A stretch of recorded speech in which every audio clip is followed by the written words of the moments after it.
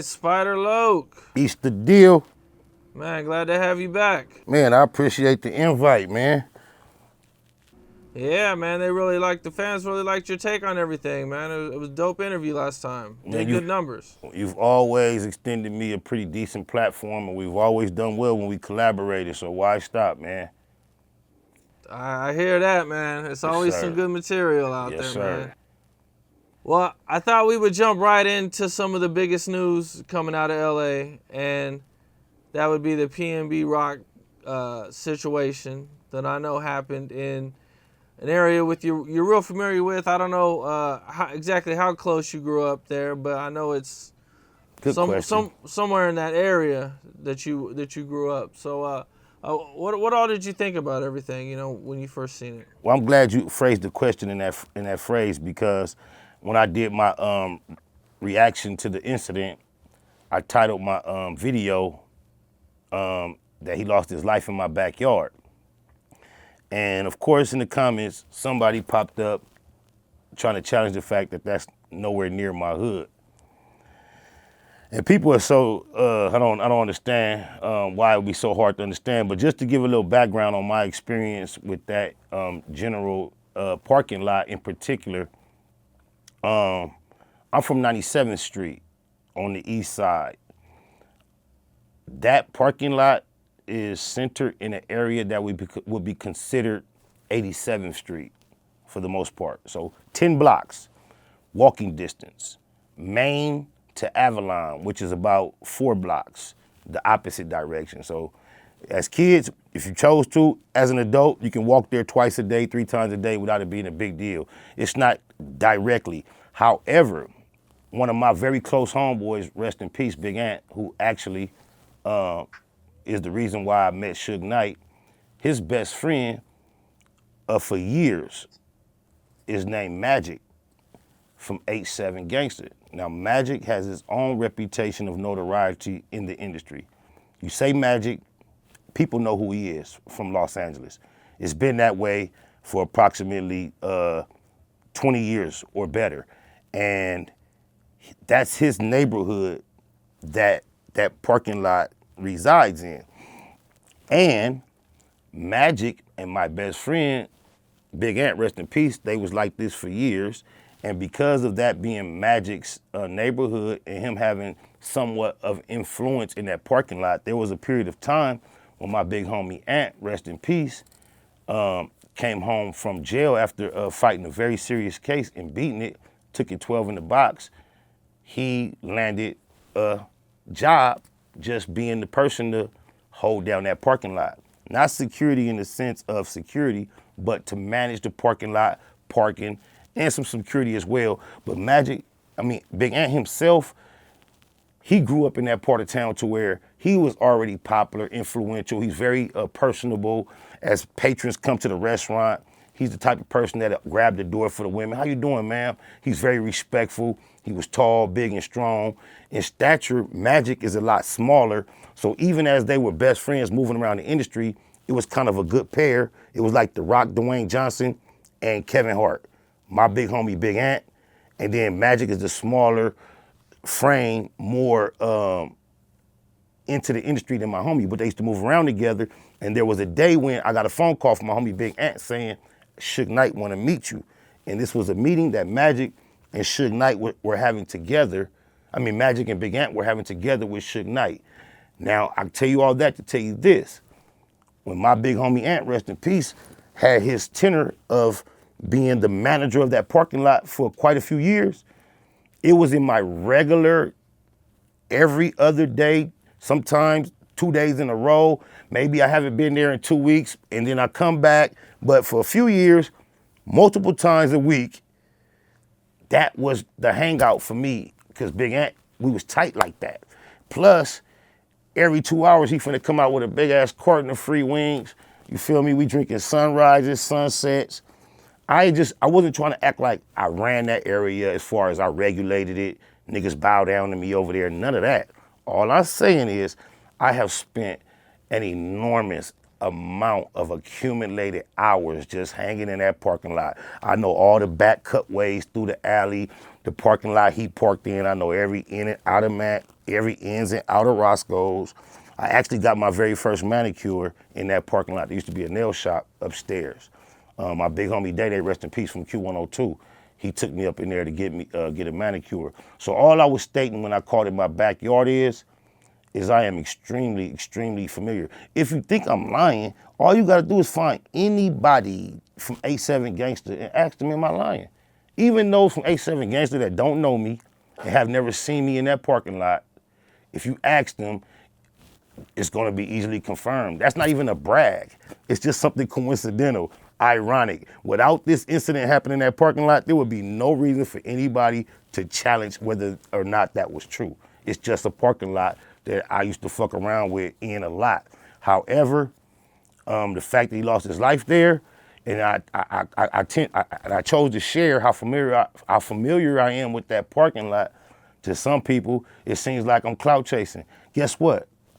Haven't spent as much accumulated time just sitting still, but I am as just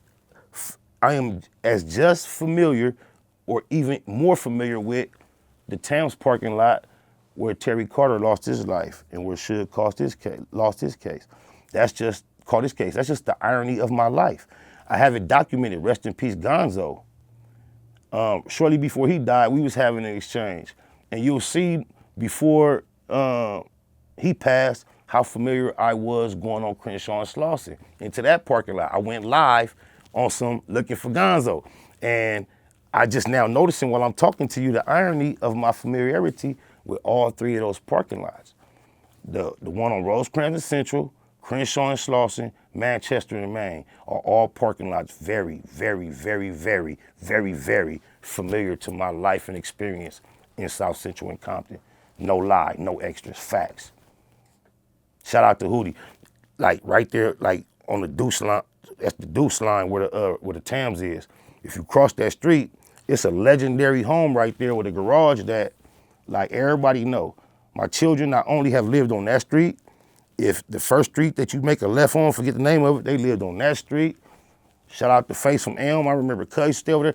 It's just, my experience is pretty exhaustive if you want to think about just the geographical area that I've actually hung out and got familiar with coming up in LA. And it's just like that, bro. I spent a lot of time down the street, not only from Trag Newport, where my mother lived, her sister lived right down the street, equally as close to South Park on Chester. It's just the irony of my existence. So therefore, I had a childhood group of friends that turned out to be the real reputable Southside Compton Crips. I have a childhood group of friends that turned out to be the real reputable Trag Newport Compton Crips. It's just what it is. Growing up in that area, out here, I'm out of Rialto, and there's certain places, that have a bad reputation, like certain liquor stores. It's like, a lot of people have been killed at certain places. What was the reputation of this Roscoe's? Did it have like a reputation for being a rowdy place?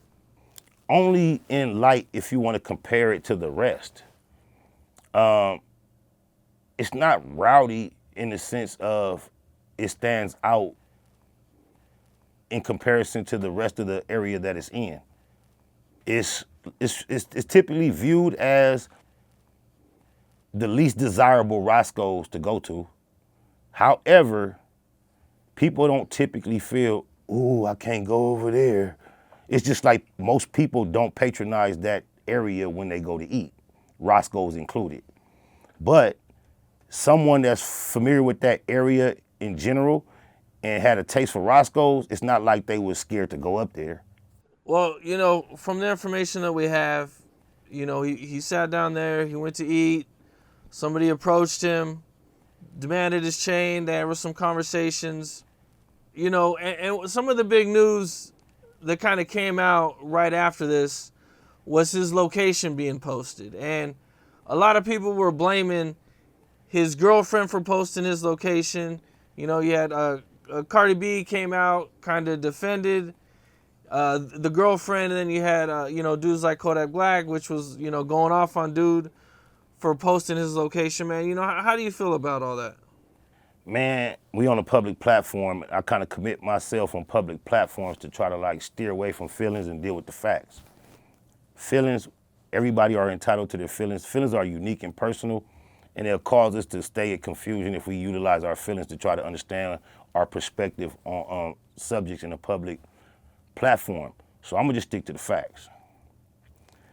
The fact is, he apparently, allegedly, confiscated her telephone for a matter of months. When these events transpired, from what I understand, he had just recently given her phone back. Right then and there.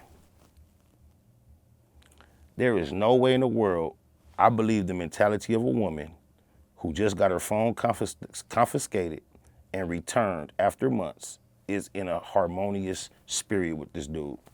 Whether she's sitting there playing it off like thank you, I think deep down she is hot as she not happy with him. She probably just didn't want to miss this LA trip, the wedding, celebrity, really. She probably wanted to make sure she made that trip. So she took it, she wrote it out, and I don't believe she was in bliss and jubilee with him at that moment. So with all that being considered, and taking into account, we've all now seen these interviews he was doing with Bootleg Kev and academics, giving accounts of similar experiences of him running into tension in Los Angeles prior to this.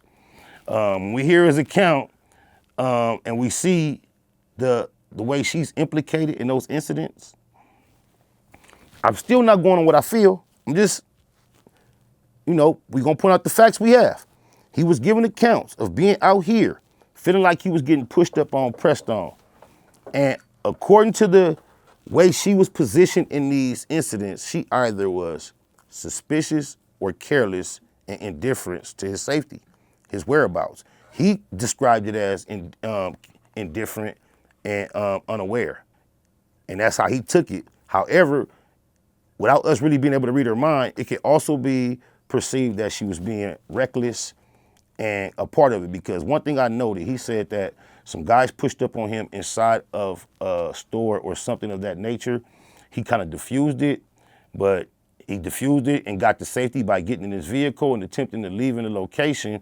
And upon her suggestion, shortly thereafter, he pulled over again, which caused the same people to have an opportunity to catch up on him and get back at him again. He said this, so that's a fact. So taking all that into consideration, she just got her phone back. She with a man that has a large amount of flashy jewelry on. And she chose to post her location. Now, I'm not gonna sit here and say that's definitely exactly the reason why he was able to get ran up on by the wolves. I cannot say that. However, when I look at all the facts that have been presented and the fact that I believe she was in the restroom when it happened as well, the fact that I look at him losing his life, leaking, taking his last breaths on the ground, and she's not in the frame, offering any type of comfort or assistance and aid, can you imagine the type of relationship they want us to assume they had? People like Jay Prince. Jay Prince, so goofy, he's so bold as to say people are dumb motherfuckers for suggesting that the female has something to do with it. So you mean to tell me you view her as such a compassionate person toward him and their experience, but yet and still, while he was taking his very last breaths, she ain't got no blood on her. He couldn't get a hug. She wasn't holding his hand. No, none of that. So we're gonna overlook all that in order to find her guilty of any responsibility. I don't mean guilty in a legal sense. I mean just in the general public perception of saying, I don't like the way she smelled in this situation at all. I mean, sure, we can add responsibility toward him, saying that he should have been wise enough to still not be in that position, not to trust her that much. And we can put responsibility on the environment and the individuals who were thirsty enough and wild enough to go in there and do that. I'm not justifying that action either. However, I think it could have been avoided. And I think one of the key things that we can look at that can show it was avoidable definitely is not posting your location. I don't know how we can ignore that.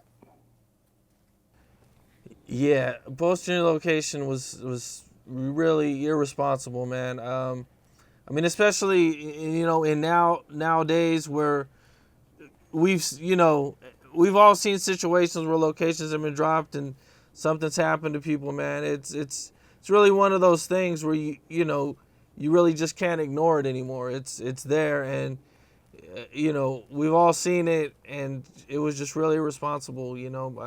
And you know who I'm sure is not ignoring it? The law enforcement. I'm pretty sure she will be sitting in one of them real cold gray rooms for quite some time answering a lot of questions. It's no way possible. Probably, I'm sure they've talked to her probably already at least once or twice. People get all offended at the fact that these incidents happen in Los Angeles to people who are not from here. And when they hear people from Los Angeles say, hey, you gotta be careful out here, this is how it is, they think we're saying it's Los Angeles against out-of-towners. We're telling them, guess what? All the backdoor tricky shit that y'all see out-of-towners go through, we're telling you be careful because we have to be careful for the same shit. It only stands out because you guys are not from out here and you don't know who really to blame and you just pointed on the environment. But the environment is such as that everyone is on a swivel like that. And when you come out here acting like you don't realize it, respect it, you just become an easy target. But I got partners from Philadelphia, bro. Been coming back and forth out here for years with bags full of money, pockets full of money, moving around, doing whatever they want to, never had a problem. Guess what? When they moving around with all that money, don't nobody know but me. And when it's time to spend the money, the person they spend it with. They don't come out here with looking like a rap star trying to act like I'm comfortable being comfortable around the most poverty-stricken, thirsty, scandalous elements of an out-of-town environment where people I don't know, somehow I'm either hard enough, smooth enough, smart enough to be out here with these motherfuckers who can't trust each other, and I could trust being out here. I don't know what would make anyone believe that. I don't know. I've seen that. A lot of people believe that out-of-towners are being targeted in a way that's like extra. Like as if people from LA aren't targets themselves. Bro, that's what I'm telling you. What y'all don't realize, the LA pickings are kind of slim because the temperature and the climate is set. Locals know where to be with and without valuables. So it's kind of hard for us to keep, not us, but those out here to keep getting those out here because people out here know what and what not to do. The only people who seemingly don't get it or don't want to get it, accept it, or acknowledge it seems to be out-of-towners. So it's just like Cat Williams when he made the joke about the lions in the cage. And one day a motherfucking human fall in. It's like everybody is hiding everything and niggas out here that's willing to take thirsty. It's like, look at this mother. Wow. Somebody still don't get it. They thought everybody got the memo when the game is over. So when you can imagine those with the energy, the willingness, and the interest to get down like that, see it come right across their face, they can't believe it.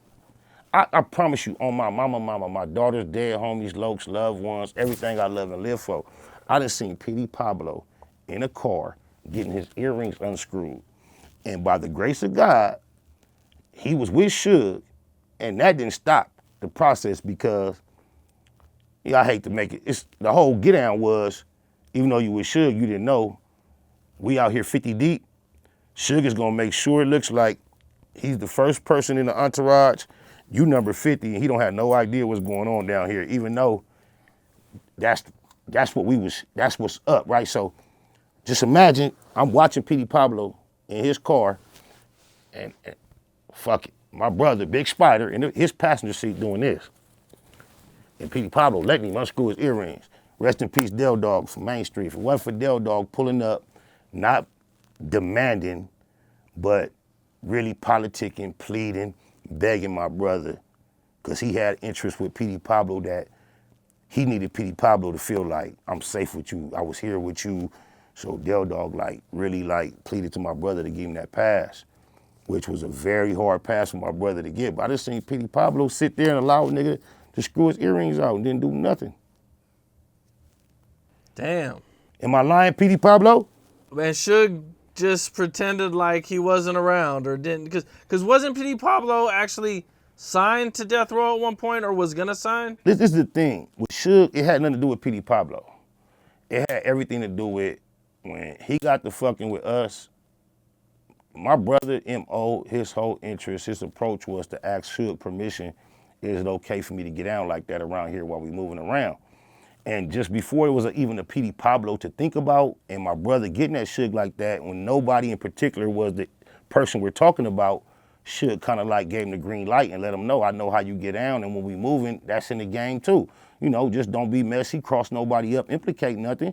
Suge ain't robbing nobody. He ain't got nothing to do with it, but he was trying to let my brother know, I know how you get down, and when shit go down, if it go down, don't feel like I think you offending me or, you know, backdoing. Like, green light, you know, just keep it clean as far as don't have me crossed up. That was just the understanding. And Petey Pablo just somebody else, that another nigga. So that was just the understanding. Suge wasn't gonna let Petey Pablo feel like, oh, you watch me get robbed. Nah. Suge still gonna have a position with Petey Pablo like I'm at least try to see what I could do. And Suge was cool enough to where he might negotiate a few coins up out of Petey Pablo on our behalf for him to get them earrings back. It was that type of understanding. You feel me? So I'm just letting you know it's nothing new for that type of shit to be going down. Like, Petey Pablo, yeah, he was sitting there real comfortable, calm, letting the nigga unscrew his earrings. This reminds me of a tweet that Academic sent out. And, you know, he basically said that, you know, he found it interesting about all the rappers that he talks to that have told him about attempted robberies that's happened to him out in LA. And a lot of them just don't really speak out because they're kind of embarrassed of it. Of course. How often do you think something like this happens? Well, in the exact current climate, it'd be hard to just put some type of exact time frame or reoccurrence type time. I can just let you know, shout out to Rick Rude, producer Rick Rude. He has a lot of credits, Grammy nominated. In particular, for he has credits for being the producer of Cater to You, Destiny's Child. He's a very accomplished producer, but he also has become a good partner, constituent, friend of mine, industry-wise. We work together, utilize his studio quite often, and you know, his name kind of preceded my introduction to him. I was aware of his status as a producer in the game before I met him. So when I was introduced to him and I began working with him, I had a very professional posture as him being a producer and an engineer. I was coming to the studio to work. And the majority of our conversation was professional, and it didn't really drift off into much casual conversation. But after our third or fourth session which probably spanned over a few months, I can recall being in the booth one day rapping or talking, and I just remember I'm standing there with Rick Rude, and we talking, and he like, wait a minute, your brother is the spider that used to be known for jacking and robbing and taking chains? I'm like, yeah. And Rick Rude is not a gangster. He's not affiliated with no gang, but because of his position as a producer, he been tapped in through rappers in the streets for years with niggas from all over. But he was like, that's your brother? And I'm like, I'm kind of shocked that he was like aware of that. I'm like, yeah, why, what's up? He was like, bro, I promise you right hand to God, it was a period of time out here in LA where it was known niggas was buying fake jewelry because of your brother. Niggas they wasn't even taking chances on having no real, yeah. And I'm putting Rick Rude, ask for anybody that know me, that know Rick, ask him in my line. He was like, and that's a time, I knew the time frame that he referring to. However, I wasn't aware that that was the general perception of a lot of the industry pockets. Nobody told us that, but Rick Rude let me know. He was like, yeah, nigga, it was a time out here because of your brother, because people knew they was wearing fake jewelry in general. So I just want to say, think about it, BET Awards, all that shit they have out here, Super Bowl, Staples Center, anything, then the niggas that's just coming back and forth to be in Beverly Hills, Man, that shit goes down left and right. Ask Nas, even if it ain't like this. You see what happened to T Grizzly. They would be, when you gone, they would get in there. That little Egyptian head Nas pendant that he was made popular the last few years, it was taken from his home yesterday, this a few years ago. I had nothing to do with it being taken, didn't know it was about to be taken, but guess what? I had it in my hand the very next day. Nas will tell you, they'd have been in Nas shit. Ask Jazzy Faye what happened to him at the Grand Lux restaurant in Beverly Hills. He was enjoying fine dining in Beverly Hills in an exquisite elite establishment at a table. And niggas that had on more jewelry than him drew down on him in the restaurant and robbed him. Damn. Look, I come from a culture of niggas who go into the jewelry store in the Diamond District looking like a hip hop star with so much jewelry on, to where the jewelers get comfortable pulling everything out, letting them put on all kind of watches. What? We out of here. Look, you hear me saying this, right? And I'm saying this, I know, on a public platform that's, internet. This Camp Capone. You have a brand that you push and people know what they get from you.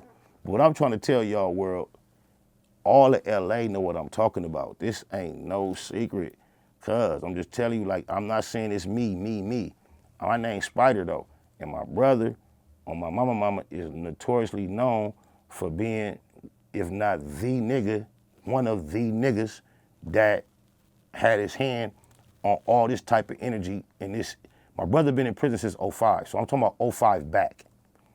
So from like in the late 90s to like 2005, niggas knew you come to LA, it'd be better if your jewelry was fake. And my brother had a lot to do with that temperature being set out here, amongst other people. And I'm only comfortable speaking on my bloodline because I know the exact energy, what he's comfortable with me sharing. So I don't want to blast nobody else who might not be comfortable, but I don't want to rob nobody else of their credit either that want their credit. I don't want to blast none of my boys, but it ain't just my bro. But everybody know my bro was like at the top of that. He's one of the ones at the top of that. Like, yeah, niggas knew. Like, yeah, we need that. But the cold part about it, thank God, I'm not bragging. We also walked around with big ass chains everywhere, and they never got. Nobody never tried this because it's kind of hard to find yourself trying the persons that you know are the ones doing it. And I'm not bragging. Is there such thing as sharing experiences that find you victorious without it being considered bragging? I mean, people are going to take it different ways, You're just telling your story. You're just telling your truth. I mean, at the end of the day, some people are going to see it as bragging. But, I mean, your truth is your truth, man. I mean, if you don't tell it, people aren't going to know. Even Reggie Wright, he likes to bring up a incident where we were involved in a rumble in a club. And he always remembers it because according to him, this was his moment. I didn't realize Megan Good was in the club. But I guess he was up on Megan Good casually enough to where he thought he was about to like score, get her number.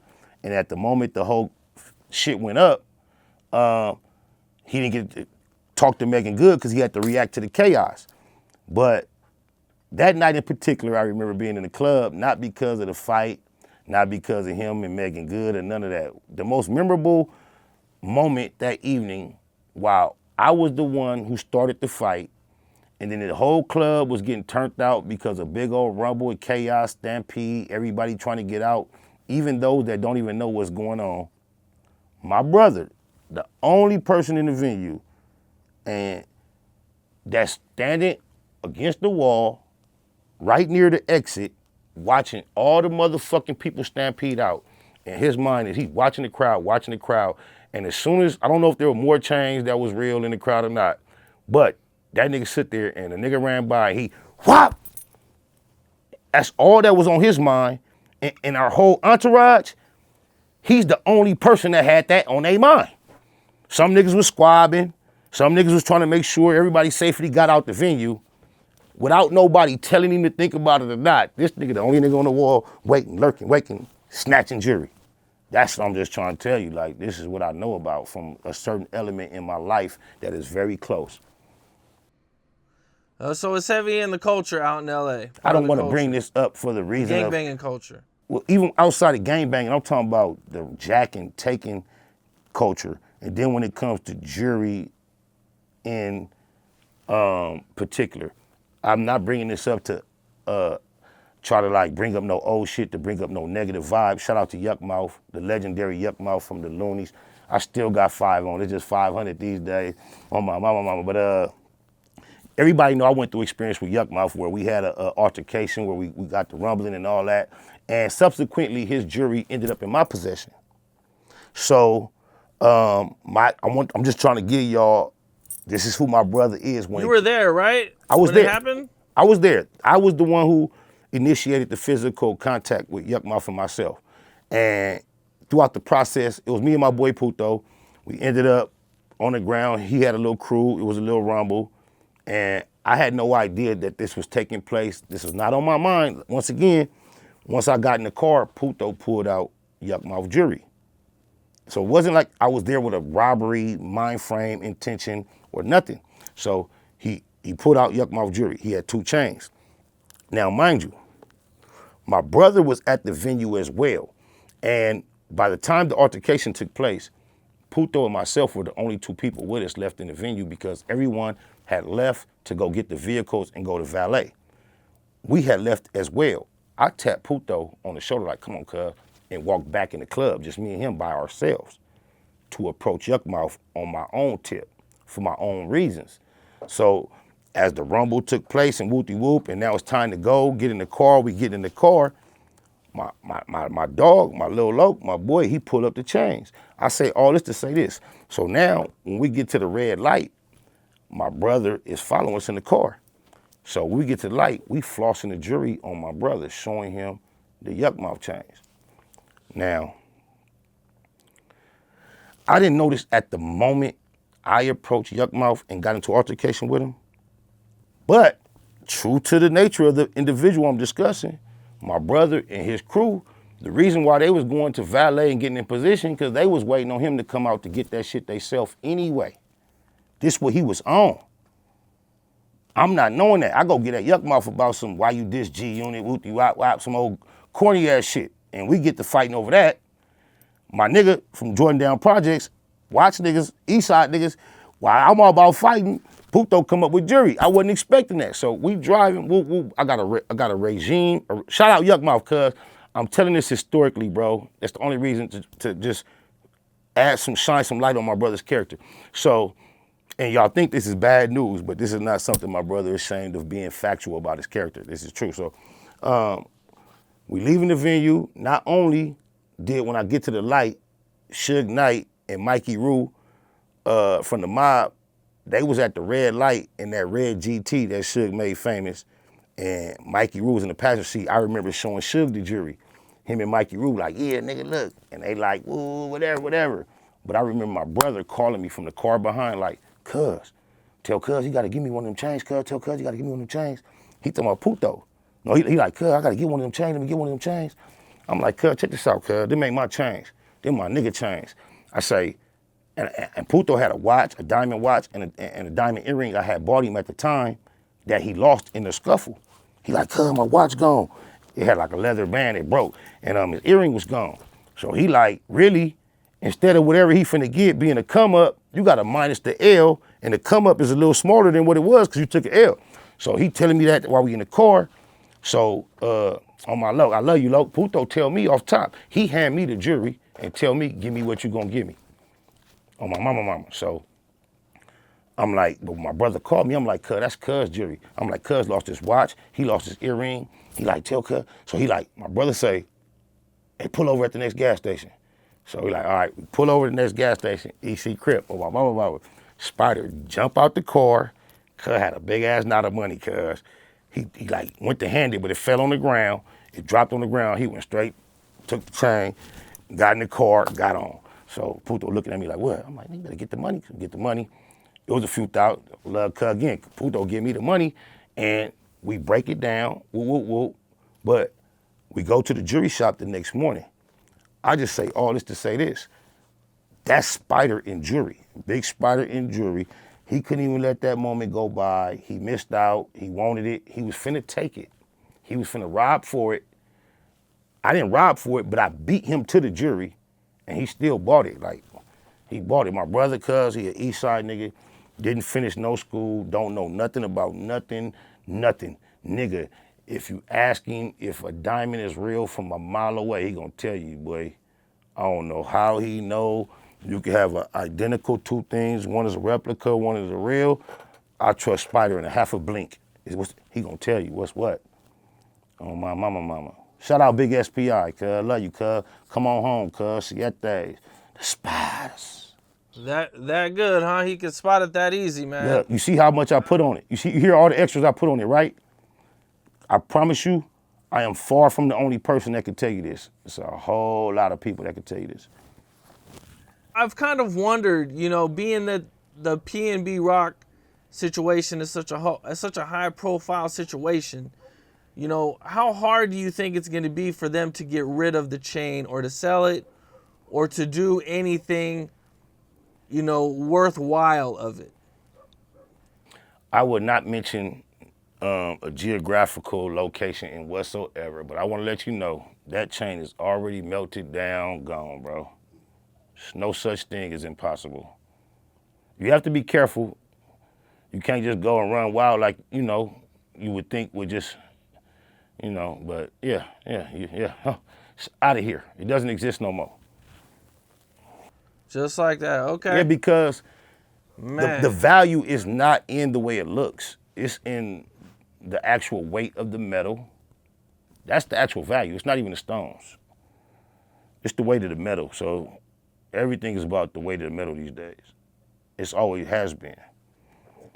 So you want somebody that deals, that understands that. They don't give a fuck whose it was, how much you pay for it.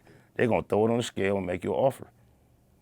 But you gotta be sure and know that they taking it right back there to that fire. It ain't gonna sit around for 30 minutes, 45 minutes. They only wanted to melt it down.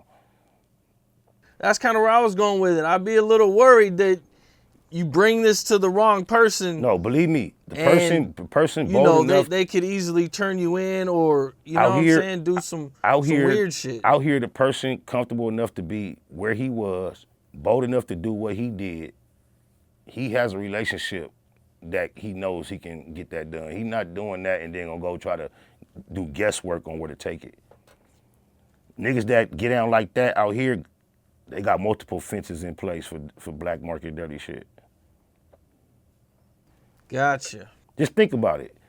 And I know you on the right side of the law, but you can imagine, even you, every single thing that comes across your plate that's not ethical, you're not gonna take it upon yourself to be, you know, you might not get involved, and some things you may get involved in. You know, you might hear about a little, you know, a sex ring of little kids, of course.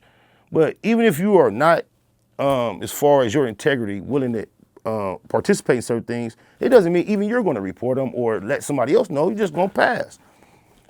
There are so many people that stand on every end of that spectrum willing to do everything in every pocket of life. So you just got to imagine that.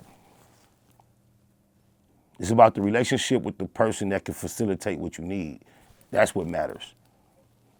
Because there's a female who would never break the law and never do nothing wrong, who sells jewelry all her life, who would do the same thing for her daughter. Even though she wouldn't do it for the guy at Roscoe's, she'd do it for her nephew. Yeah, I hear you, man.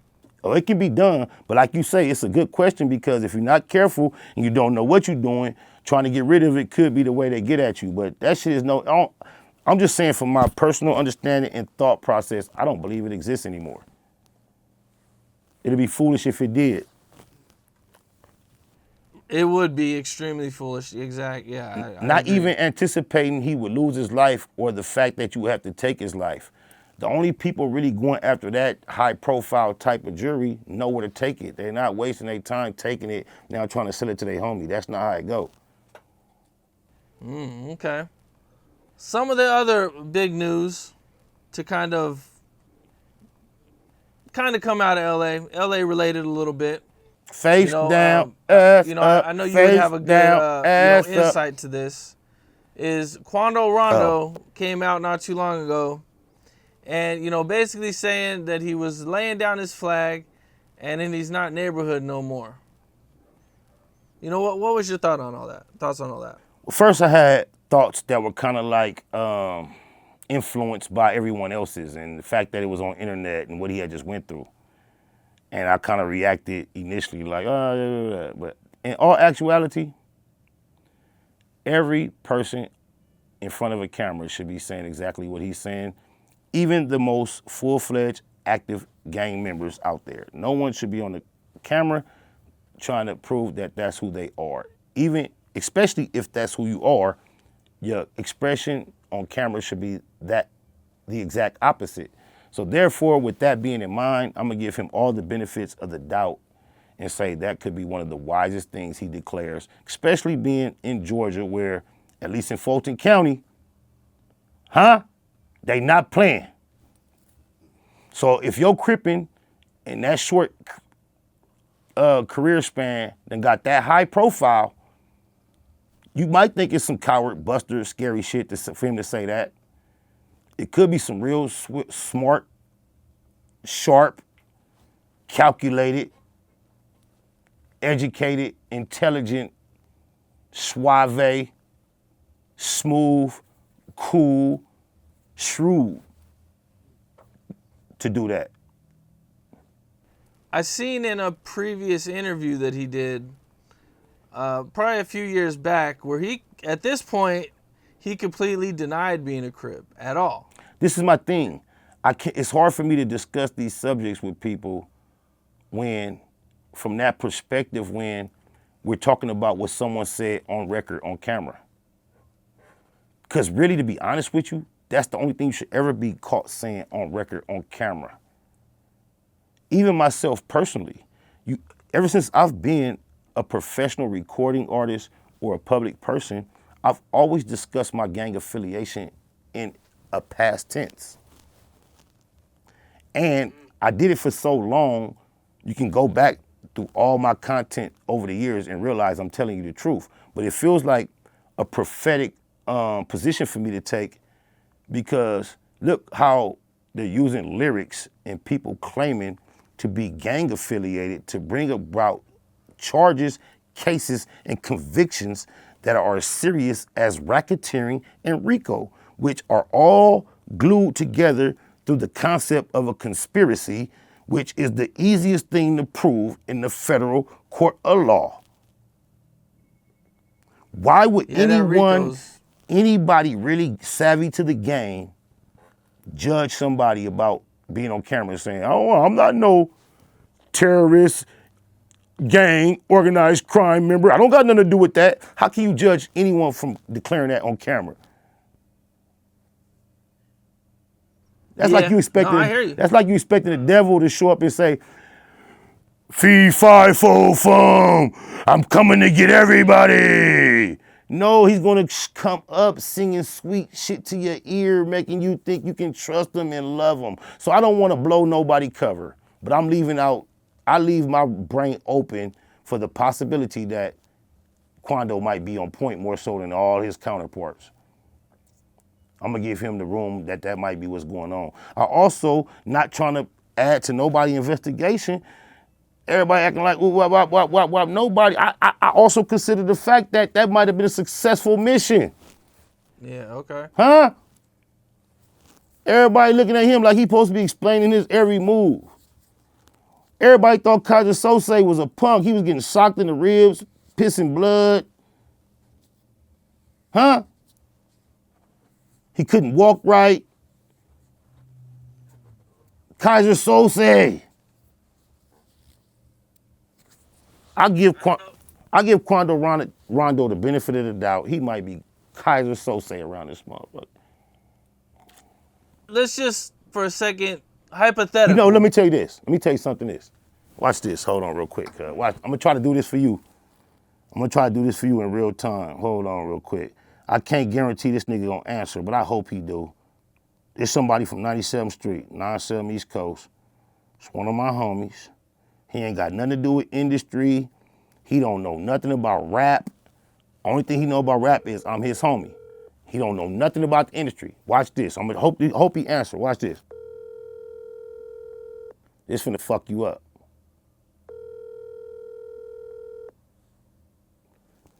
Answer the phone, cuz. Your call has been Fuck. I'm gonna try one more time. If he don't answer, we get back to it, and I'll just tell you a story without him answering. Okay. But this is a show, I ain't programming it. I want him to just say it, cuz.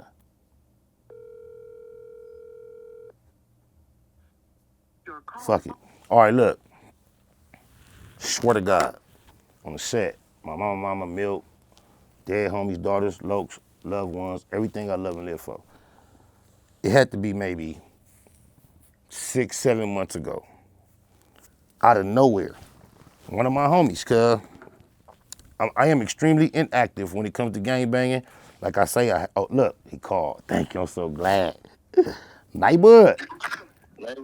East the deal, cuz. I need you to be 197% honest, right? I ain't finna say your name. I'm in the middle of an interview. All the people know is I'm calling somebody from my hood right now, right? About 6, 7 months ago, you called me and asked me, would I be interested in, willing to, or cool with being connected with what rapper, cause they coming out here and they need to know some real niggas. Quando Rondo. Oh, my mama. All right, see you thanks, cuz I love you. I love you too, bro. For death though. Look, oh my mama cuz before his name just blew up with all this shit. This nigga don't know nothing about industry, nothing about rap, no nothing. So he called me one day, I don't know what, he like, hey cuz, you know who Quando Rondo is? I'm like, I know the name, cuz I knew about the King Von shit. That's the only reason. He like, hey cuz, there's people, he be coming out here, he don't really be having nobody to be, he wants somebody to fuck with. You wanna fuck with cuz? I'm like, hell yeah, cuz, plug it in. So he like, all right. He hang up. Now, mind you, like I tell you, I'm so shocked that it's coming from him because he's so non-industry. So a couple weeks go by, I don't hear from him on it. I called him like, cuz, whatever happened? He like, oh, they was bullshitting, cuz, never hit me back, da, da, da. And then lo and behold, the next thing I ever heard about Quando was the Escalade, rest in peace, Lil Pop. So the last time I talked to cuz, I called cuz, said, cuz, you was trying to get me killed, cuz. He like, what? What you mean? What you talking about? I say, cuz, Quando Rondo. He was like, oh, that's crazy. So just think about it. That leads me to believe whatever he went through at that moment, he might have been aware of that energy, because my loke, my homie, who don't give a fuck about industry, he don't care about rappers or none of that, somehow, in his regular moving around, it came to him that Quando Rondo was looking for some LA niggas to politic with, to have some comfort. And my nigga, of course, he reached out to me. But I told cuz, keep it real, neighborhood to the neighborhood. Quando Rondo on Crip Street. I don't know who you was talking to, who you was reaching out to, but when the homie hollered at me, I told him, hell yeah. But when I went to follow up, with whoever was getting at the homie, it didn't fall through. But yeah, I wanted to do that so you can see, I've never said this before. Even since Lil Pop lost his life, rest in peace, and his Quando Rondo name was in the news, I've done reactions on my channel. I never talked about that. But I talked to the homie like when it happened, like it was like a couple months before Lil Pop got shot. I'm like, cuz, he was trying to set me up, joking, but that's how I broke the ice to like what I'm talking about. Like, yeah. So I want y'all to know, just shortly before Quando Rondo went through that, somehow him reaching out, trying to find some LA, Los Angeles allies, it came across my wire from a real East Side Crip, and I didn't pass on it. I was gonna embrace cuz. And believe me, it's not cause I love him as much as I love us, and it's favor for a favor. You are in need.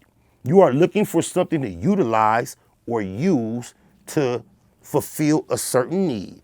I am not above or beyond being used. I want to be used. I'm valuable. Anything that cannot be used is of no use, of no value, and you discard it. The only things you value, maintain, and try to keep around you are things that you can utilize or use. But what you ain't gonna do is misuse me. Piggyback world. You want to be accepted out here in an environment where it's dangerous for you? You want to use me to help facilitate that? Of course, there's going to be some type of compensation in return to reciprocate the usage of me. You have to be of usage as well. Otherwise, you're misusing me. And that's the thing. He could have utilized me. He could have utilized others. And this is what I want you guys to understand.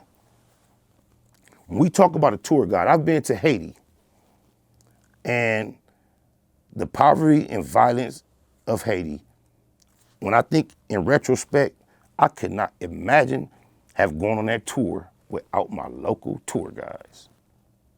It would have been impossible for me to survive that experience successfully without my local tour guides. And what I want to tell y'all is something about this going on in LA. It's hard for a lot of people to understand from out of town.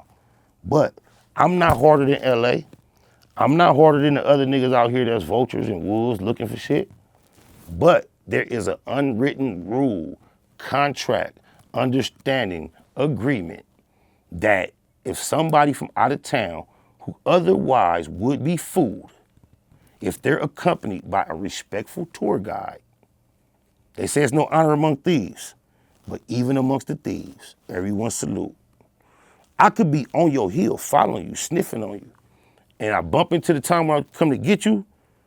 If you with anybody reputable from the city, it's generally understood like, whoa boy, almost got him. In order for me to proceed from that point, it has to be already understood. Like I told you, Suge, Spider, Petey, Pablo. Feel me? Already got an understanding with the nigga you with. But locals all have an unwritten understanding that even if it's prey to me and I'm on it, before I actually get down, if I realize he's accompanied by a local that's a reputable, you get a pass. That's just how it go. Now, it's so deep that you can be with a local that really is extending you that pass as a reputable. And if another local still charged to violate, real LA niggas is gonna go to war behind they fucking guest. Do you hear me? Yep. If I bring a guest around in a respectful fashion and you choose to cross that line, this the insurance that come with me when I tell my LA niggas holla at me. I mean, when I tell my out of town niggas holla at me when you get here, it's a guarantee and some insurance that come with that. Everybody can't provide you that though. On my mama. And I'm not bragging. I want to ask you on camera, just so I won't come across braggadocious, cocky, arrogant, conceited, or ungrateful for the fact that the universe has been so gracious to me in my safety. Is there a way to announce accomplishments without being considered as bragging? Or if not even accomplishments, is there a way to tell a historical account of something to where it seems as if you came out on top or got the better, you did not take the L, you got the W? Is there any way for me to share that type of information without being considered as bragging? I mean, I guess this would just be my opinion, but I think, you know, I mean, this is the internet, man. So, you know, anytime you kind of big yourself up, you could say, you know, you're always going to have some people that see it as you bragging, and, you know, you're going to have some people that understand that you're just telling your story. So, I mean, you know it comes with the territory, man, it, you know. It does, but you know what I appreciate about my personal experience? I'm not from way over there, nowhere. I'm saying this hard to figure out if he lying, though. I'm from a big old place where a whole lot of people occupied these same time frames and spaces and environments that I'm claiming to have been who I was. It's very easy to find the lack of honesty in these accounts. This is a very transparent, open, widespread range of Los Angeles and Compton that I'm telling you my experience encompassed. You see how vocal the internet is. Everyone has access. It would be very simple, easy to debunk a lot of what I was saying, if it was not established and upon fact, if it wasn't founded on facts, you could easily blow plenty holes in a lot of what I'm sharing. It's just not capable to do that to facts. In order to challenge me, you have to be comfortable with lying and being dishonest and having a whole campaign that's based upon, bullshit.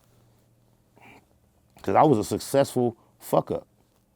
And that's what I find so ironic, that when you share your past and admit that you was a fuck up, people act like you bragging, because being successful in the environment I was successful in is being an underachiever. I went to hang out with the people who ditched school, dropped out, didn't do well, weren't respectful, delinquents, juveniles that caught criminal cases. I went to make them my everyday peers, and I was successful amongst them, and we were kind of committed to not doing anything correctly. Let's do everything wrong. Let's not try to do nothing right. And all I'm telling y'all, I was pretty good at that. And people act like that's a brag. I was a fuck up. I underachieved. Me personally, because of my mother, with her effort, I was set up to overachieve. And I went backwards. I traded fucking filet mignon for fucking bologna sandwiches, bro. And I'm not bragging about it, it's just my truth. And when the whole world happens to view that environment and that journey and that process as something to applaud for, although it isn't, and I happen to have gone through it, what most would consider successfully, they'll say I'm bragging, but I'm not, bro. I just be telling my real. If I was bragging, I would be putting way more details on some of the accounts. I feel very fortunate and grateful to have been able to live the person that is myself in the environments that I have, and been as careless and as reckless and as foolish as I was throughout the process. I feel nothing but fortune and gratitude for being here. That's why my shirts say, gratitude is the attitude. Jeter, constantly, ups, downs, ins, out. I have been living on literal borrowed time since I was 17 years old. I'm 46. When I was 17 years old, I made decisions to where I deserved life in prison.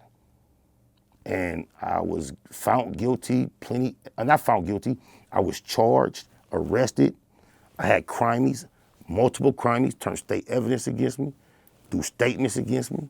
I threw my life away at the age of 17. And the universe, the creator, I'm gonna say God right now, because back then, that's what I was calling it, God back then. And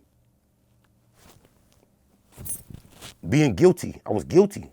I was not, and I didn't have to serve that time. I was relieved of that. And I feel like ever since then, 1993, I've been living on borrowed time. So anytime I get caught up in the regular world, looking at what I thought I wanted, what people thought I should have had, what I should have done, and I start feeling like dissatisfied, the universe just knocked me on the head. You threw this shit away with in 93, at 17, you threw it away. So everything is a plus. And it keeps me in the spirit of gratitude. You know what I'm saying? Nigga could have just been getting out from that life sentence. Right now, I was in Huntsville, Alabama at the age of 17. Shout out to Cartoon from Fire Trade Avalon. I understand about going to Alabama, and as soon as you touching your feet on that motherfucking Alabama soil, you are incarcerated. It didn't happen to me as quick as it happened to the homie Cartoon within 18 hours. However, I went to Huntsville, Alabama to be a student at Oakwood College, which is now a HBCU. And it was a private school, and I went there to go to school as a theology major. And before I was there 90 days, I caught 3 Class A felonies and was looking at life in prison. And imagine being 17 years old, walking in court, and this is what you hear. All rise. Madison County, state of Alabama versus Curtis Williams. Yeah. And I'll say the details of exactly how it all worked out for a later date, because I know I got the rambling on you. But Yeah, I don't even know why I got on that story, Cam. My bad. On my mama. But shout out Cartoon, because Cartoon is an individual who has made his presence known on the internet recently. He's from my region in general.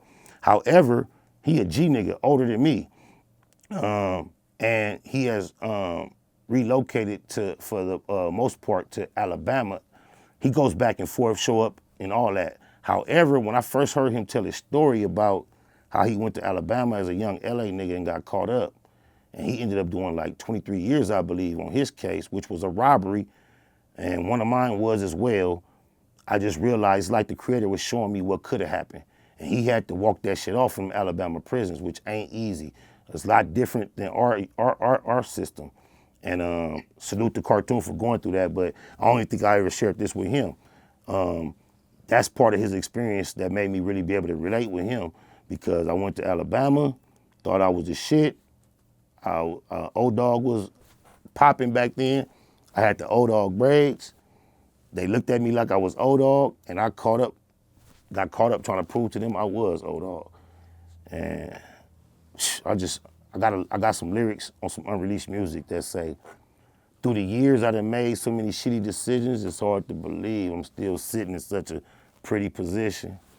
I kind of want to go back a little bit, man, because I had a couple more questions about the Quando Rondo, publicly declaring that he wasn't neighborhood no more. Maybe he was just saying that to try to stay out of trouble. But, hypothetically speaking, if somebody wanted to leave a gang, how hard would it be?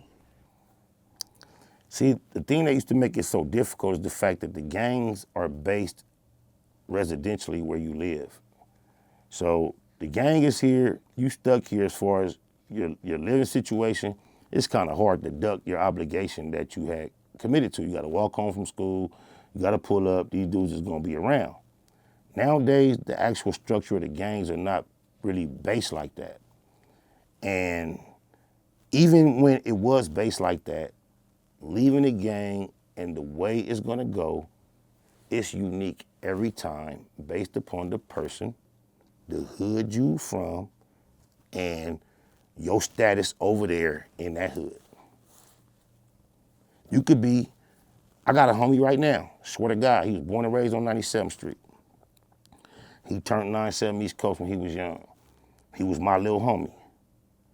And then I can remember it was a time where we'd drive up the block on 97th and cuz would be in the back seat, duck down when he sees certain family members on his porch.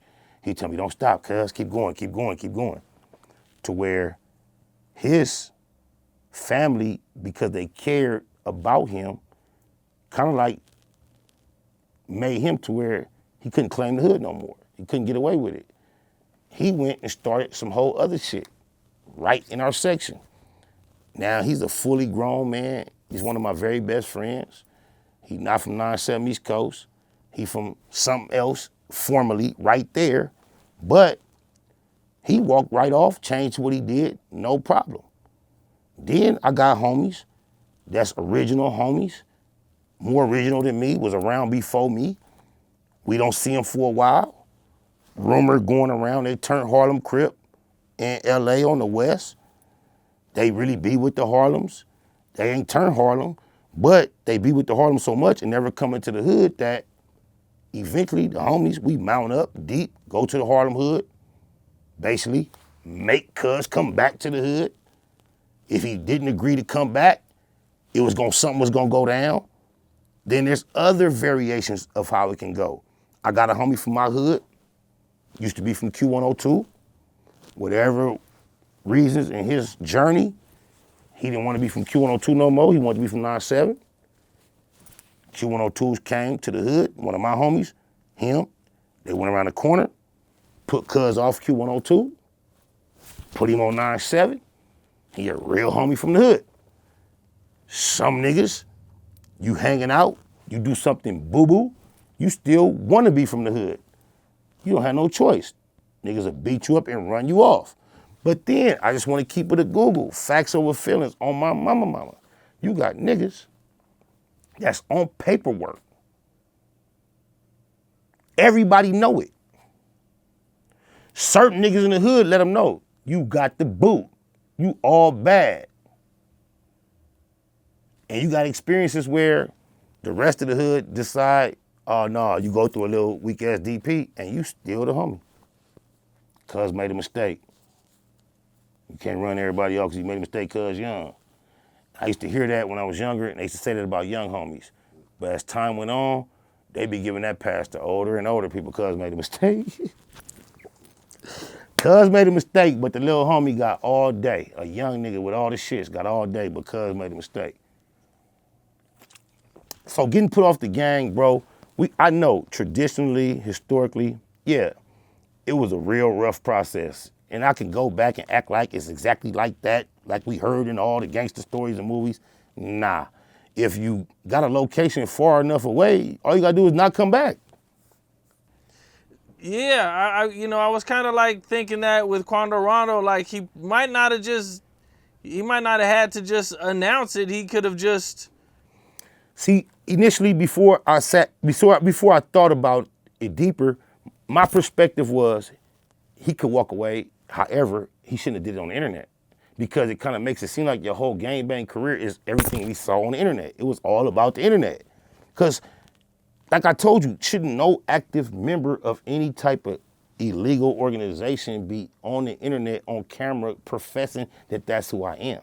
That's not, so, and I know I'm thinking more sophisticated and advanced than them. I know I'm giving him probably a benefit of the doubt that he hasn't crossed his mind. It might not apply, but I'm just that fair. I'm just that fair because it could be. And that's what I would advise anyone to do. I don't care if you're the most active gang member ever in the world. Did you know that Al Capone and them was at church every Sunday with suits on, with their family, looking so presentable?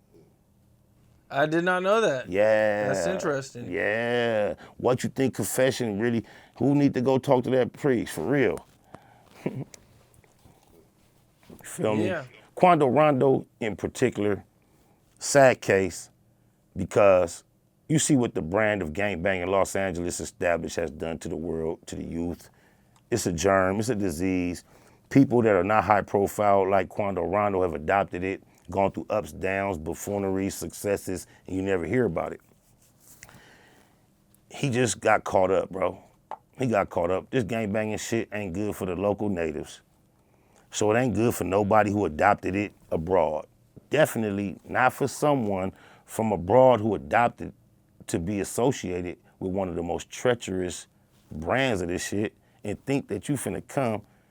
Just think, there are actual entertainers from 60s that are bigger profile than Quando Rondo. On that spectrum, he's nobody to the gang. They got Corrupt, Nipsey, Key to Rock, Big U. They been popping. You not nobody. Even the fact that you popping, you nobody. And really, even though he popping, you not even popping.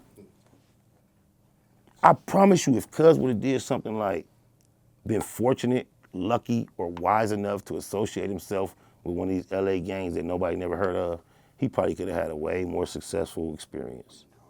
Checking in was what you're talking about. Is like he should have been checking in with somebody. Look, if you're gonna gangbang a LA gang, this not even a regular checking in that we talk about for artists. Nigga, if you gonna claim neighborhood road in the 60s and somebody gotta tell you that you need to be checking in, it's not even you should be checking in out of a need, you should be checking in out of a desire. How, bro, what do it look like me living anywhere or being anywhere? I turn the hood and I don't wanna be there. I'm not trying to get, before you get burnt out on the hood, you gotta get burnt out, exhausted, tired, fed up. The whole essence of this shit is niggas falling in love with it to where you can't pull them away from it. How do you expect niggas to actually go through that from juvenile hall, elementary, junior high school to accept you in any other realm if you, bro, part of this is proving, impressing. At some stage of your journey experience, you have to prove or impress. It's gonna take place. For everyone, it's about jumping off the porch, showing that you down, showing that you with it. That's part of this. How does he escape that? And you wanna have the credit and the branding of one of the most official, notorious gangs out here, one of the most difficult gangs to navigate a successful journey through. You wanna get that stamp For nothing? You know how hard it is to be from 60s? Not only to be from 60s, but to be a reputable, notarized person that everybody respect. Cuz it's hard. It ain't easy, cuz. That shit ain't easy. He just bit off more than he could chew, cuz. He should have tried somebody else's hood. And then you pick the hood that's already high profile. A lot of other hoods are looking to get exposed to the high profile. These niggas don't need no exposure in general. They popping. They been popping. He fell into a trap that he could have been savvy, fly enough to navigate, but apparently, obviously, he wasn't.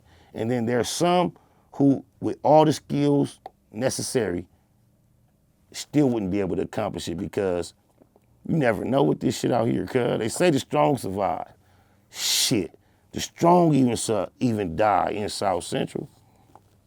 Sauce Walka has some issues, and you know when we first seen it, he made a video, and he came out and basically said that somebody tried to rob him, and that person died.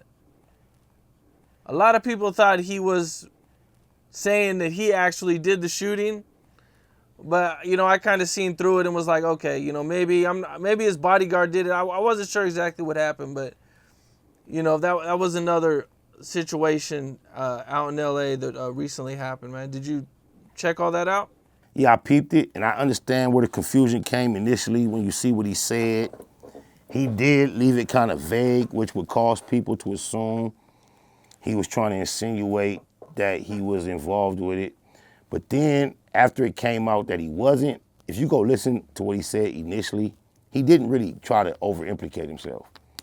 If he was at all aware of it as it transpired in any degree that he said, I could understand why he said what he said in the first place. There is a sense of he left us guessing intentionally. He kind of left it guessing. But he was clear enough to where you can't go back and say, oh, you lied. That's not there. I hear everybody saying, oh, he lied. You go look, he didn't lie. He was pretty honest by making sure he included he lost his life. I don't know what happened. Once he included that, he really cleared himself. However, you know, people, they announce a lot of shit online that I would never even think of announcing. You would just think my life is a lot less eventful than it is if I had to announce what I choose to announce. I couldn't imagine being caught up in any type of incident relatable to that and then make an announcement. Especially out of town. I'm an LA nigga in Texas. That almost happened. And I'm gonna go live and tell the world for what? I cannot imagine why in the world anyone in the world need to know he had any knowledge of that shit. If you had nothing to do with what happened, you just missed it, went down the street, went bad, why do you associate your name with it at all? I don't get that. I believe I seen him say that he was kind of trying to get ahead of it. For what? Ahead of what? You weren't involved. Before the news came out. That what came out? That once upon a time in your life, you had an encounter with the person that allegedly may have taken a life down the street. You weren't down the street. You wasn't with them when that happened. So you're getting ahead of the fact that you met him before? What is it to get ahead of? I'm trying to figure it out. To get ahead of something, you have to be trying to get ahead of something that you're going to definitely be implicated or involved in by others. I don't see how that fits the criteria. Well, I think he was worried about the way the media was going to do it. The media that he alerted to, that he was aware of the situation, that he was close to it, no one would have known. That media? I don't know. If the media, sure if the police respond to a call of a shooting and they show up and the media responds, if Sauce Walka had not gone live, how would the media even think of him? So you don't think anybody would have ever known anything if you didn't say anything? That's possible. Now, you know, you made that's a vague, broad swipe to say anybody would have never known any. All you have to do is back up and find out what is our source of information that he knew anything. Who else have we heard speak on him being there other than him? The media is crazy though, man. The media be finding You out keep some saying shit. the media, but you have to project into hypothetical possibilities instead of just like saying what happened. Sauce Walka went live and said it, just like PnB girlfriend. We could think of all how you say the media is crazy, LA's crazy, Times is crazy. Yeah, but guess what we know for a fact? Sauce Walka told that it happened, and we know PnB girl posted her location. Those are the facts. And we know shit is crazy, yeah, but the facts are, we only know about what happened because Sauce said it, and we know for a fact she posted their location. Now we can consider all the other possible things, but let's not ignore the facts. Now you tell me with how crazy the media is, what would be your first suggestion if he didn't go live and say what happened? Where do you suspect you would have heard it from next? What portion of the media? Because you're media. You wasn't going to be privy to know. So you think Channel 9 was going to know to go 2 blocks up and find out that he almost, how would they know? Please tell, do tell. So I'm not sure exactly how everybody gets their information, but I've seen examples where, you know, stuff just leaks out. Like Give me an example of an somebody example. in his so camp. Give me an example of an example so I can follow you. Okay, maybe about a year and a half ago, I want to say, somebody tried to run into Little Durk's house. And we didn't really, I think it was like a day or two passed. And then all of a sudden, you know, academics got a hold of it and it became this big story. You know, I don't know where academics got his information from, but Durk didn't come out and talk about it. Nobody from his camp talked about it, and nobody really knew. And then all of a sudden now, you know, it's this big story is everywhere. But I understand that happens, and we probably can never like, as general, you know, pinpoint where it came from. But in the same sense of us admitting to that happens and we know the climate, we also know this.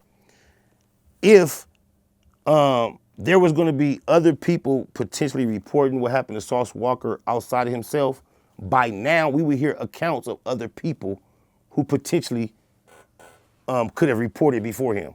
Somebody would have came out, corroborated his statement, confirmed it, added to it, if there was potential people who could have beat him to the punch of reporting it.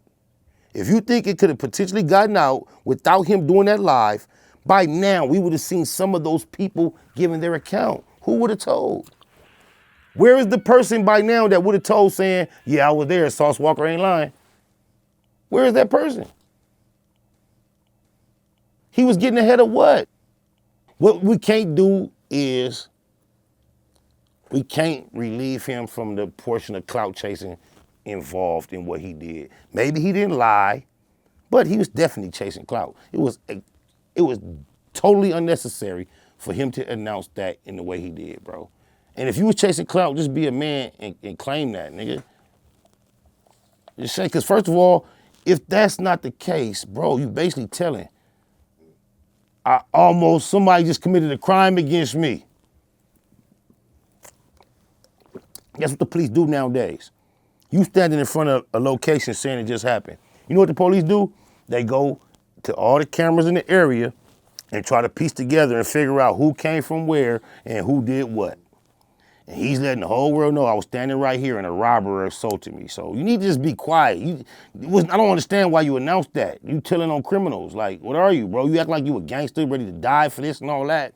Why are you telling on criminals? Why are you announcing what a criminal did towards you, bro? Like moments after it happened. You're not telling the old war story from when you was young. This shit ain't a day old. It's not an hour old, and you're announcing to the world a crime just... Now the nigga might have 2 charges. They might want to charge him for that robbery you talking about. Attempted robbery. Yeah, you just announced it was attempted robbery before the murder and all that. I hear you. All for some clout. Just so people know that you, according to you, fought for your jury. And he making it sound tough. He don't know an angel might have made the gun jam. And he trying to brag on it. You know, some of the other news coming out of LA that I think you kind of touched on a little bit earlier was T Grizzly's house being robbed for over $1 million worth of jewelry and cash. You know, what do you think when you see something like that? Oh man, 1,000 thoughts flood my mind. Of course, off top, being of the mind frame I am, I think about the fact that, you know, I could be saluting and happy that T Grizzly done hit a lick on the system. Never rule that out. Salute to him if that's the case. Outside of that, a lot of people think that. A lot of people think that because, you know, you got the tax benefits, you got the new jewelry, you know, you got all types of stuff. But I'm sure he really got robbed though. But I mean, I would like to say me as well. So we're gonna talk about it from that perspective. And if that be the case, my thoughts are it's ironic that, rest in peace, PnB Rock. I was just talking to my boy Cash Daddy from Philly earlier today. Shout out to Cash Daddy and Bino, my Philly fam. But I find it highly ironic that PnB Rock was reportedly out here to celebrate with Dude and met such a tragic loss of his life. And then so shortly thereafter is a headline where old boy is involved with such and such. I find that ironic, bro. I don't want to make a unwarranted connection between the two incidents, but I find that highly ironic. Especially when it's being that this is a residence of T Grizzly that's local, that has never experienced this before. And then when his wedding guests get killed and before a week pass, his house is burglarized. yeah, it's crazy, man. It's ironic, definitely, man. I just don't understand why he doesn't have an alarm system. You know what I'm saying? From what I read in the headlines, they, you know, went in a window or something and, you know, went right on in. It was kind of crazy, not to, you know. And they lived in a really expensive area, you know, outside of LA. Ironic. I know this is unique to my personal experience, but you say that, bro. Let me tell you, my father worked for Pacific Bell the majority of my life. He actually retired after 30-year pension type shit. So growing up, my daddy was the phone man. And there was a time in my life, once again, when my brother became a young nigga that was out here on his shit, hitting licks on a regular basis. Part of the whole process with my father being a phone man is him showing him what wires to cut for the alarm. That's so simple. And yeah, so like alarm, niggas that get down, well, the way we view alarms, they know, they got a whole other concept of alarms. They know exactly the response time. They know all type of shit, and they know how to do shit to buy. We coming from just a person, but niggas that's into it, they know shit about alarm. They don't really like being able to get around the alarm. Don't surprise me for something like that. Niggas that do this shit be really getting down, bro. They got counter intel. Do you think there's a lot of people that are that deep in it that know the intricate details of it and everything? Bro. And I'm announcing this to you as it's news and to the listeners, but this is no news to law enforcement. I'll say it kind of started dying down about 5 years ago, but from about 5 years ago to about 10 to 15 years back, there was a wave of, that's all the ghetto, that was the number one hustle in the ghetto, was leaving the ghetto, going to fine, rich areas and breaking in. They call it flocking. It was an epidemic. You think that fucking snatch and grabs was an epidemic like during COVID, after COVID? There is nothing comparable to how there was a influx of breaking and entering in residential areas from like the year 2000 up until like I say about 5 years ago.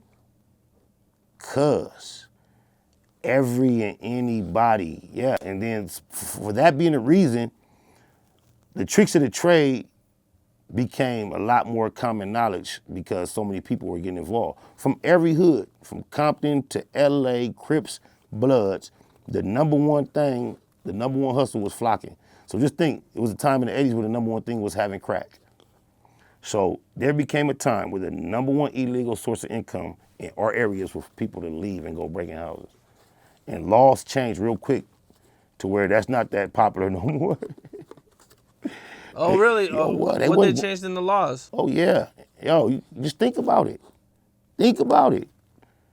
I mean, all the affluential areas you can imagine in Southern California, these were the targets.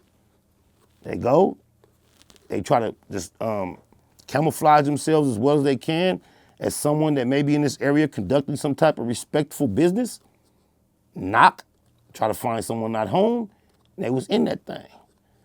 And it was an epidemic of, I don't even know how to describe it to you. Like, all the locals know, but I'm pretty sure you from the IE, you have heard the term flocking. Oh yeah, no, I know what you're talking about, bro. Yeah. But it was taking place at epidemic proportions out here with throughout the most of the last decade and a half. Okay. A lot of the times I ask questions for the people who might not be from LA or the West Coast. You know what I'm saying? Just for the fans. Your conversation style is so casual, and I be forgetting we working at times, my nigga. For sure, bro. Appreciate that. Yep. Well, also in some recent news, it came out that Crip Mac and Jap5 actually got down in the county jail. And, from what's being reported is that, afterwards they actually sat down and had a man-to-man conversation afterwards, man. And typically that's the way this thing goes. It might sound shocking and surprising because we saw the extra intense energy that C-Mac brought on the opposite side of that story. But you hear the phrase thrown around often lately that no one's bigger than the program. That includes, if not definitely applies to someone like C-Mac. So to see that he's the only person on a public platform comfortable, not only having such disrespectful face paint, but standing behind it, standing on it, supporting it, making sure he vocalizes his feelings toward his ops on every given occasion. That energy is not how it go out here on the public platform. So the fact that he was able to do it and nobody was able to really stop him was just proof that he was gonna have to learn the way it actually goes. And speaking on the behalf of the homie C-Mac, he was a fool. He was a wild. He was ignorant. He didn't give a fuck. And the process of going through this is teaching him to give a fuck. He's gonna be less ignorant at the forefront. Not that he can't get ignorant when he need to, but I've been speaking to him and I've watched him grow and learn that a lot of things that we was trying to tell him as a collective, he's learning it on his own. It's unnecessary. Not only is it unnecessary for him to behave that way, it causes unnecessary obstacles and difficulties. But shout out to Jap5 and C-Mac because the public want to hear about it being a bloodbath, war forever. They were shooting shots at each other. That's what they want it to be. But I salute both of them for being man enough to go through the process. You know what I'm saying? C-Mac, I've heard him speak on it publicly, and he was man enough to say cuz got the best of him. I ain't heard Jap5 speak on it and try to brag and claim. None of that. So I respect both of them. For Jap5 for handling his business and not trying to go big and blast the homie and clown him. And I salute C-Mac for handling his business and being honest enough to let the world know cuz got the best of it. And I believe that's the way it should go. I think any other commentary for anybody that wasn't involved in it would be considered as extras. Yeah, shout out to both of them, man. Shout out to both of them on my mama. For somebody that's not from neighborhood and you're not from Hoover, to try to have any say-so in what they got going on is almost like you running up on a nigga when he's being abusive or almost abusive with his woman. Even niggas that don't stand for abuse, some of them will tell you, man, I ain't saying that to no nigga when he get to his woman. And for an outsider to try to mediate, be involved, speak on, discuss neighborhood Hoover beef, the process of it being worked out or any of that, you walking on thin ice. Because that's a very sensitive, touchy subject. And it's only up to Jap5 and C-Mac to be man enough to get to the point they got. Because what we watched them go through publicly, they both had the right in our culture to never get over it. They could have been keepaways. Like once they seen each other, that squabble could have been, once we over it, fuck that, run it again. Or I could have been politicking my homies like he can't get no fair one.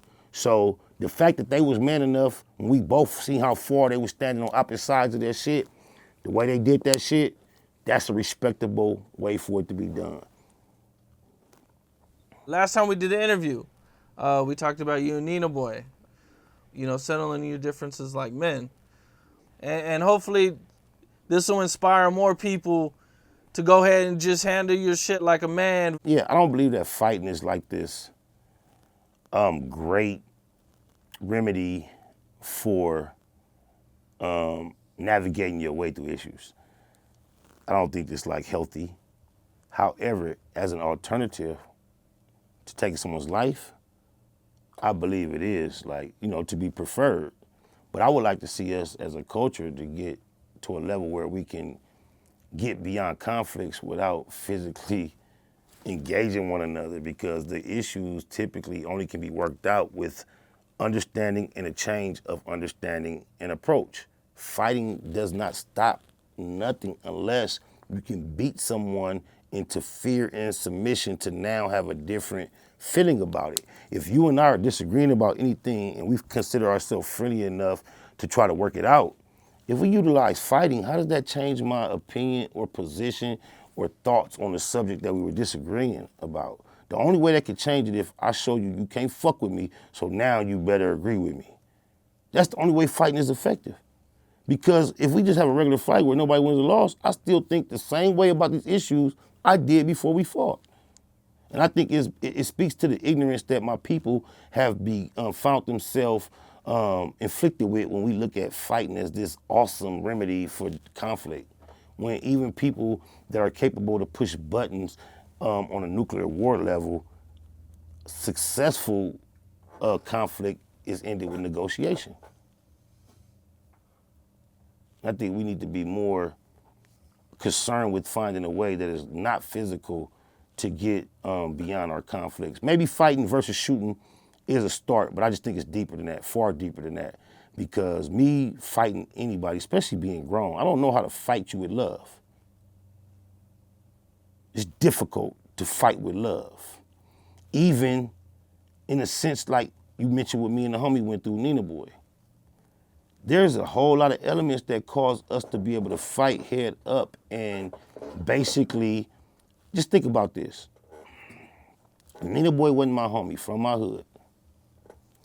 And I wasn't generally in his section where the numbers were dominant with his homies.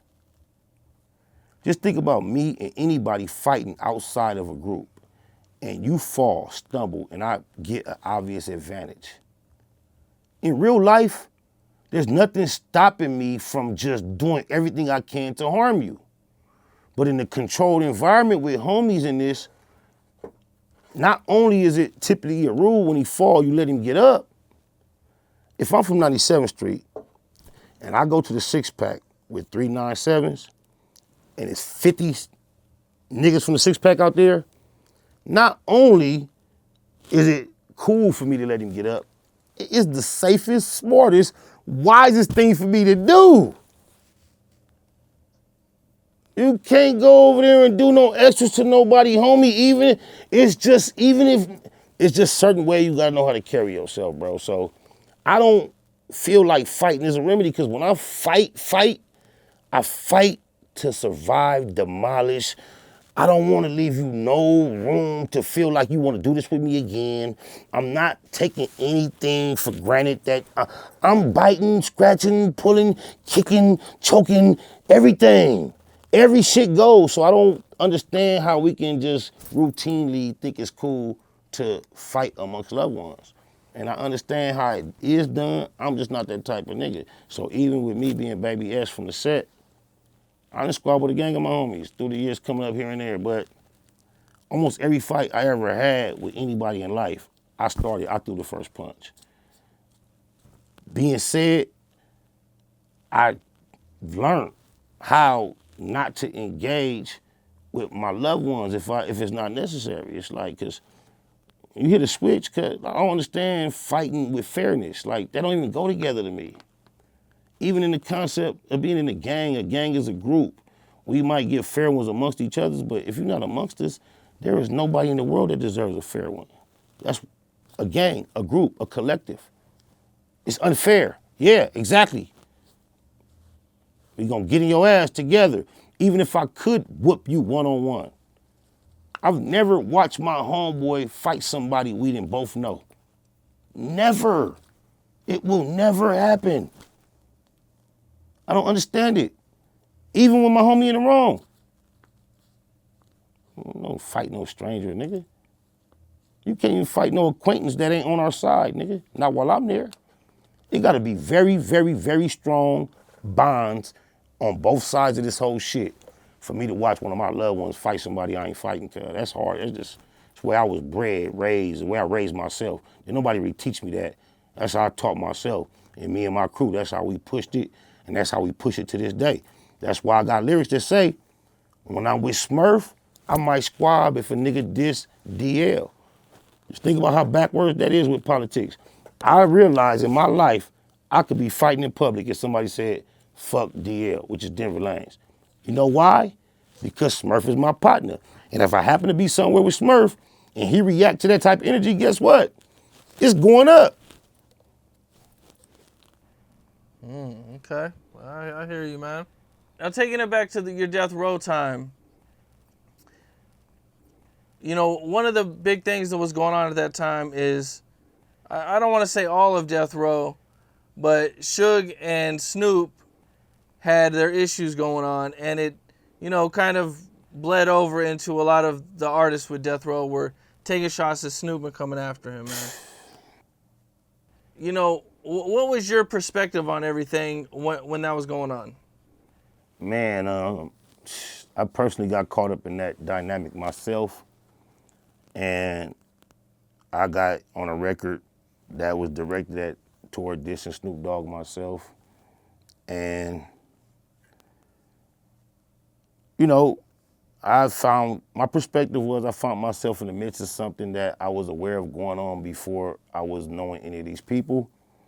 And you kind of get caught up in the fact that, like, damn, you kind of fell into one of the magazines you were reading. You fell into your dream. Like, you're aware that these people had these issues going on from just a general perspective, and now you're part of it. So you try to balance what you would think should be done versus what you feel like you should do for your particular situation. So, you know, when I look in hindsight, I would say it's against my better judgment, but it was my better judgment at that time. I think I knew better.